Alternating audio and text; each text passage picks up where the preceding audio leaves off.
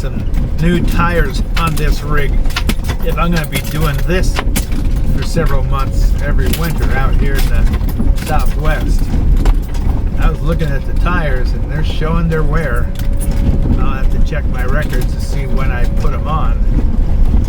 But yeah, they've gotten me a lot of places in the past, but I think I'm going to be doing this every winter, exploring the Southwest and the plain states eventually in the nice weather, and up in the Rockies I need some better tires with a little more grip. Where is all the critters? I want to see critters. I want to see road runners. I want to see rattlesnakes. I want to see lizards. I want to see birds. Gee, Christmas. I'm going less than 10 miles an hour and getting thrown side to side. Hey, there we go, 5 miles an hour. Holy crap! Jesus! Things are falling apart. Even though I had them, I thought, secured. Aha! We've come out on the main road. Alright, let's go back towards the visitor center and our campgrounds. So that was a loop ride around the mountain. And here's the entrance to the Sonora Desert Museum. I don't know if I'm going to go in. I've been here before. All I want to get is a decal. If I got to pay entrance fee to get a decal, I'll just skip it. And here we have your typical gift shop. You'll find native crafts, jams, jellies, cups, everything desert themed. Here's something you don't expect in the Desert Museum, an aquarium.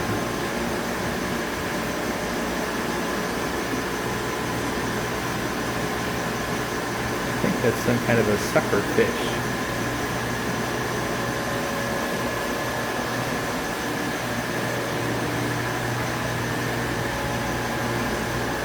Those are weird looking things.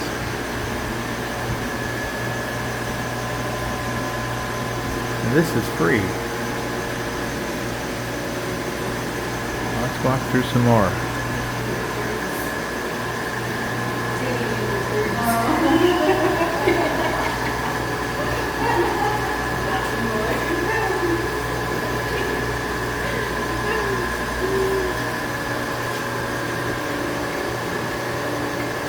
Some sand blennies, weird creatures that bury himself in the sand, look like seagrass, garden eels. There's something in there. Clownfish. This is saltwater though.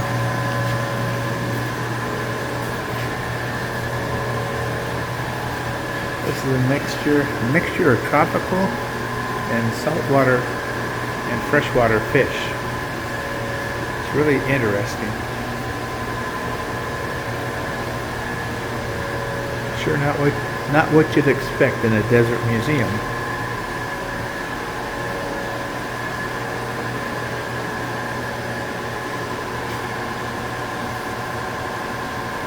They have these really neat little explanations that change, tell you information on the fish in the aquarium that you're looking at.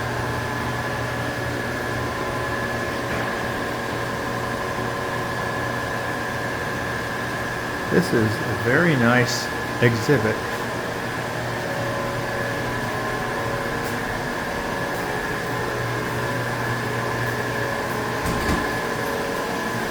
Now let's go back into the gift shop. That was a nice surprise.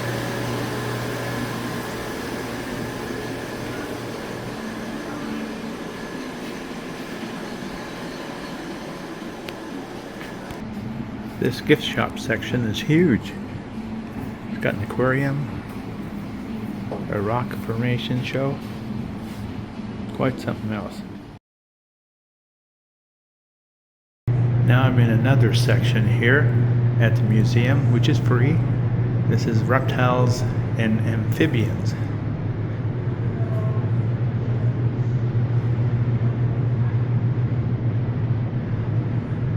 I don't see anything in there, but I'm sure you gotta look closely. This is amazing. I don't know what the main museum is that you pay to get into, but this is plenty free.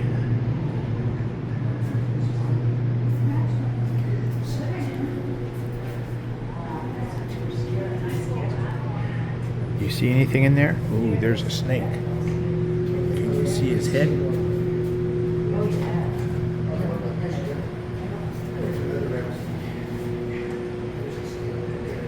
There's some kind of a fat guy.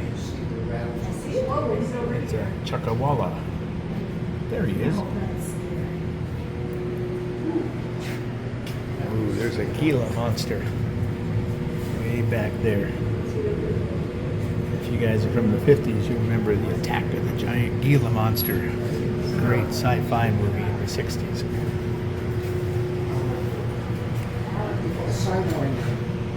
There's a rattlesnake in there somewhere. Hiding. Ooh. There's a rattlesnake. That's a black-tailed rattlesnake. There's some there.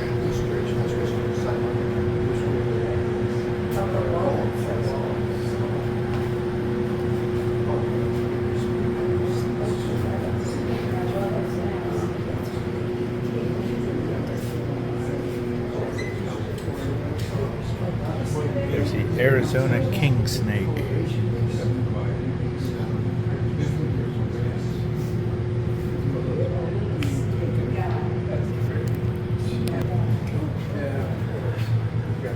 Well, this is quite the place here. There's so much to see that's free. It makes you wonder if you want to go in and see the museum, which is probably just a copy of all the other Native American museums you see around here. Okay, I better get back to the pup. Whoops, sorry. Don't want my face to scare too many of you. Well, we're here at the Sonora Desert Museum. I parked way out here. Turned on the AC and the fans and everything to keep it cool in here. It's still early in the morning. It's in the 40s, 50s. And walked down there to check out the museum and just walked right in. I didn't see nobody collecting money. There's people over in a place collecting money to go into some part of the museum facility or something. But I just walked right in, looked around. There was no guards, no nothing. They have a huge gift shop, and they have a reptile and amphibian exhibit, which is really good. They even had an aquarium exhibit in there that covered animals from the rivers, the lakes, tropical, saltwater, freshwater. It was surprising. And then came out, checked with my dogs. They're fine, so we're going to go elsewhere. Okay, girls. Let's go. See, if it was hot, I wouldn't be wearing this. All right, we're heading to our next place down the road here. Hi there, Spirit. You girls are so good. I'm glad that Ember's getting used to sitting and lying on the passenger seat, so that gives Spirit down here between the seats all that room to sprawl out on the dog beds. You righty, guys? Yeah? Ember's just going to turn her head and go to sleep. Okay, let's get out of here. And here is my traveling pair going with me everywhere. What are you doing, Spirit? What are you doing, Ember? Okay, you guys are great.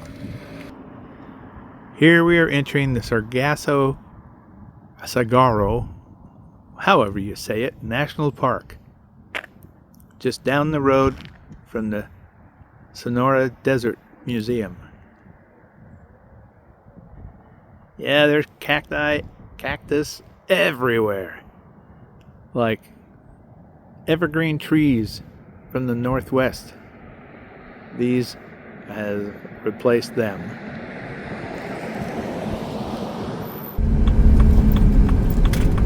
All right. Red Hill Visitor Center. Now, at least they don't have any signs saying they're gonna write you up if you leave your dog in the parking lot. They have laws against people's unruly brats nowadays, not the dogs. Okay, we're gonna go check this out. Well, here's the visitor center. So we'll go in and see what's up. I can hear my girls barking. They'll quiet down in a minute or two. Oh yeah, I remember this view. Just pause and take it in.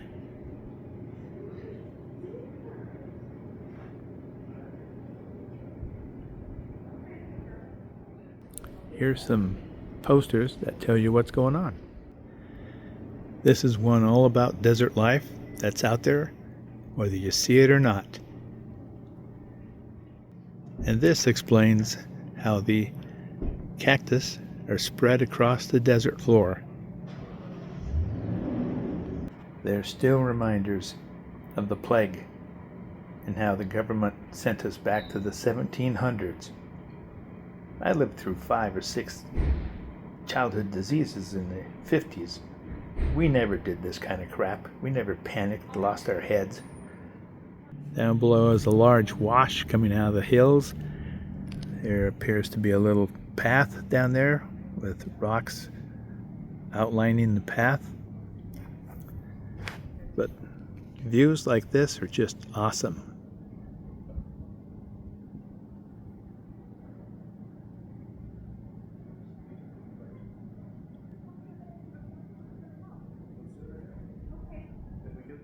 Oh, all these places I'm showing you today on our excursion are just a stone's throw away from Gilber Ray Campgrounds. So let's continue. Let's go check out the inside here. When you first walk into the building here, they have this huge glass terrarium that shows all the plants out in the desert and the animals, even the ones that burrow down below. It's like a cross section of the desert. You can see the plants and they're blooming. You go down here and even see what's underground, hiding rodents, insects, nests made out of stuff from the surface. And then you have this huge cactus and you walk around it and they have a cross section showing the vessels that fill with water and plump up the cactus. You even have a hole in the cactus where some birds make their nests.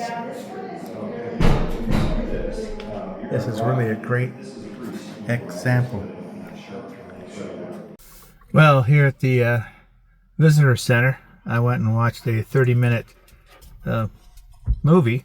I was in a large room, the only one there, and it was a fantastic movie. It really made you feel like part of the desert. The people, native people who lived here and made their life in the desert, really have strong spiritual ties.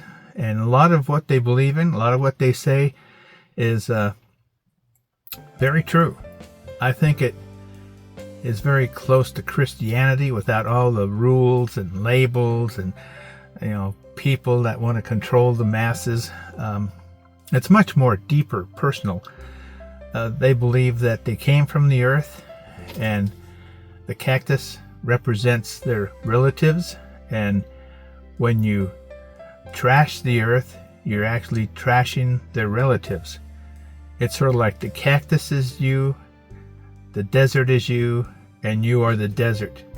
And if you show disrespect to the desert, you're showing disrespect to your relatives, which really makes sense the way they believe in it. And I think we could use a lot of the Native American beliefs, their attachment to the land and how they lived and respected it, to make the society we live in much better, more grounded, more respectful of nature and everything that it gives us. So there's my piece. Now we're going to get on the road and continue on. I don't know how this video is going to go together, but it's just so much to see and take in. So anyway, the girls are doing fine. We're going to head out. Catch up with you later. Gilber Ray Campground. We're back again.